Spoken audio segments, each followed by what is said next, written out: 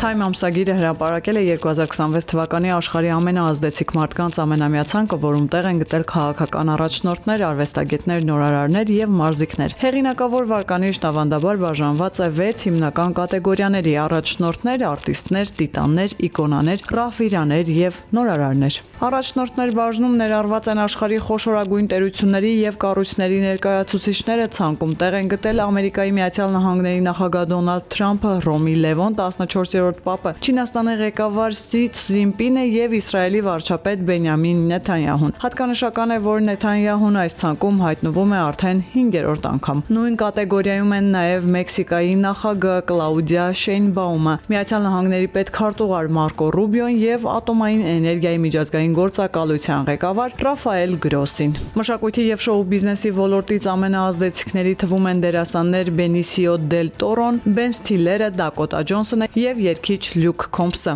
Ռահվիրաներ բաժնում առանձնացվել են տիեզերագնաց Ռիդ Ուայմսմենը եւ The Walt Disney Company-ի ղեկավար Ջոշ Դամարոն։ Ցանկում տեղ է գտել նաեւ հանրահայտ բլոգեր Միսթր Բիթսը եւ գեղասահորթուհի Ալիսա Լյուն։